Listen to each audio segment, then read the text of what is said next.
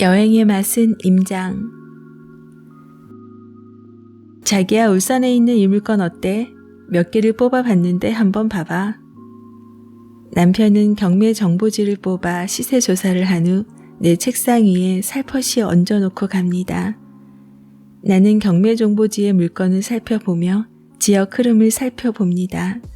KB부동산에 들어가 시계열을 우선 살펴봅니다. 매매와 전세 지수를 살피고 부동산 지인 사이트에 들어가 공급량을 체크하고 지역 흐름을 살펴봅니다. 최종적으로 네이버 부동산에서 실거래와 매물 현황을 체크합니다. 간단하게 살펴본 후 다른 일정과 겹치는지 체크한 후 일정을 조율합니다. 자기야, 이 지역 처음 가는 거니 2박 3일 어때? 좋아, 그럼 일정을 짠다. 이후 일정은 남편이 일사천리로 계획을 합니다. 사전 조사와 임장 동선 그리고 입찰 가격까지 뽑아 놓습니다. 현장을 보기도 전에 입찰 가격을 정한다고 하면 뭐가 그렇게 쉬우냐고 할 테지만 우리 부부는 수익률표를 기준으로 입찰 가격의 범위를 정하는 것입니다.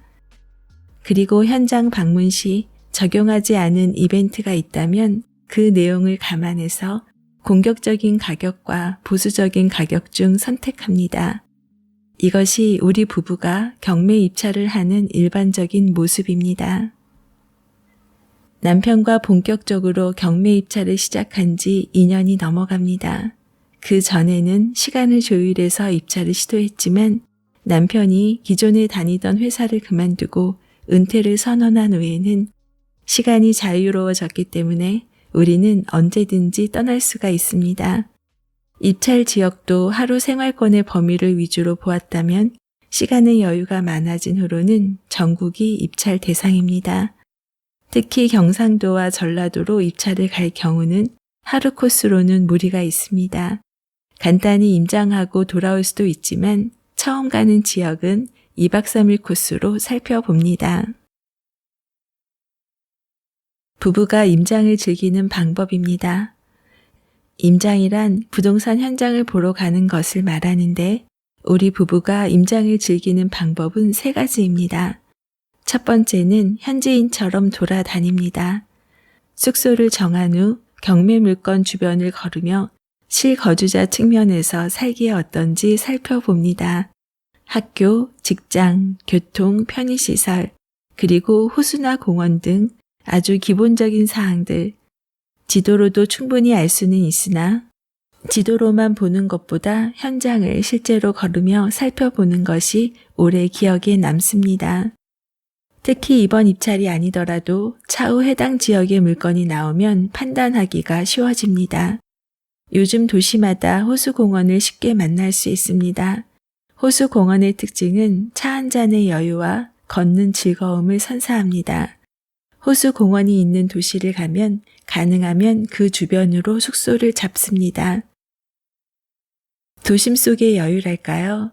남편과 저녁 식사 후 술 한잔 마신 후 호수공원 주변을 산책하면 그 맛이 일품입니다. 산책에도 맛이 있습니다. 둘째는 호수공원 주변 아파트를 우선 살핍니다. 창원의 호수공원 주변으로는 가격이 가장 비싼 신축 아파트와 재건축 가능한 아파트가 호수 주변을 둘러싸고 있습니다. 호수공원도 제법 크고 해당 지역 주민들의 나들이 코스로도 손색이 없는 곳입니다. 서산의 호수공원은 규모가 아담합니다.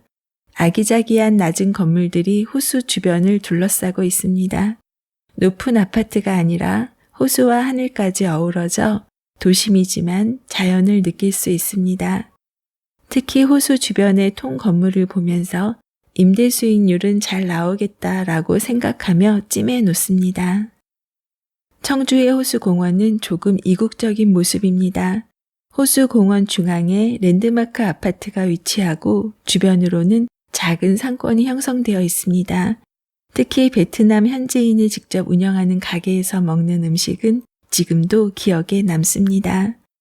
수도권의 잠실호수공원, 일산호수공원, 동탄호수공원, 김포호수공원, 청라호수공원 등등 수도권에서 만날 수 있는 호수공원과 비교해도 손색이 없는 각 지역의 호수공원들.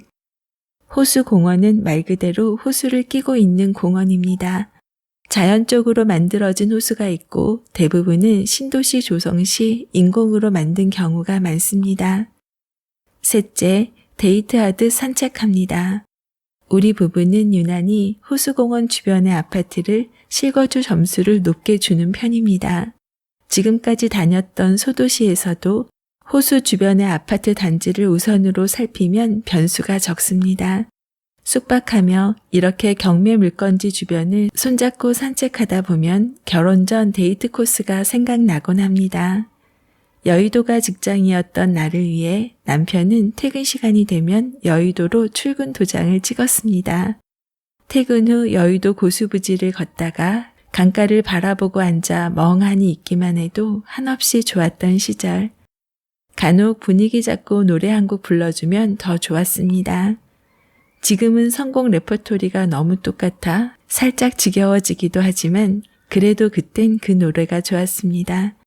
그렇게 여의도 강변을 걷다가 힘들면 버스 맨 뒷좌석에 앉아 나란히 귀가하곤 했습니다.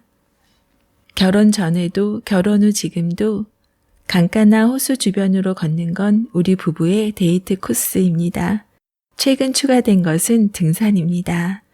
산악인은 아니지만 정상까지 오르고 정상에서 산 아래를 내려보는 맛이 얼마나 쾌감이 있고 짜릿한지 우리 부부가 공동으로 갖는 취미이기도 합니다. 여행할 땐 더욱 배려하게 됩니다. 우리 부부는 성향이 아주 다릅니다. 그래서 좋아하는 것도 취미도 공통점을 찾기가 사실 어려웠습니다. 음악을 예로 들어도 남편은 샤워할 때 트로트 음악을 틀어놓고 노래를 부릅니다. 나는 샤워할 때 음악보다는 다른 관심 내용을 틀어놓는 경우가 많습니다. 만약 노래를 듣는다면 최신 노래를 위주로 듣는 편입니다. 물론 가사도 알아듣지 못하고 노래도 못 부르지만 오래된 음악보다는 젊은 층의 신곡을 위주로 들으면 젊어지는 것 같고 신이 납니다. 남편의 마음을 조금 맞춰주려고 하면 이동할 때 트로트를 듣고 같이 따라 불러주면 그것만으로도 남편은 좋아합니다. 서로를 맞춰준다는 것 생각보다 쉽습니다. 남편과 여행할 때 또 좋은 점은 현지의 맛집과 한 번도 가지 않았던 곳을 꼭 찾습니다. 임장하면서 부동산 관련한 내용으로 둘러본 후 미리 예상치 못한 곳의 방문은 여행의 맛을 느끼게 해줍니다.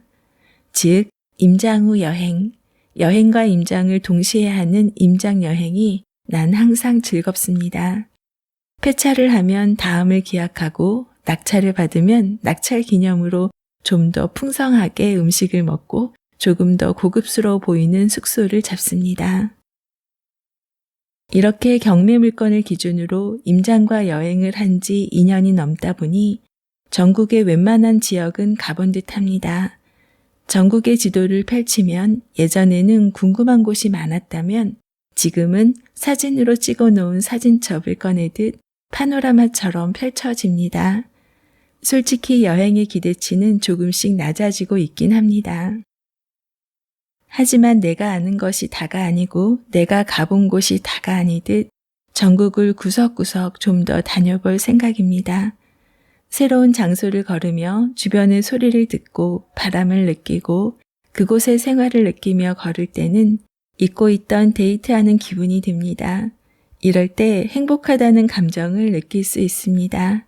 더불어 임장 여행의 맛은 새로운 장소에서 새로운 맛집, 그리고 새로운 만남이 이어집니다. 남편이 계획하는 여행의 맛은 계속 이어지겠지라고 생각하니 입가에 군침이 돕니다. 임장과 여행, 그리고 데이트라는 단어가 주는 설렘을 느껴보세요.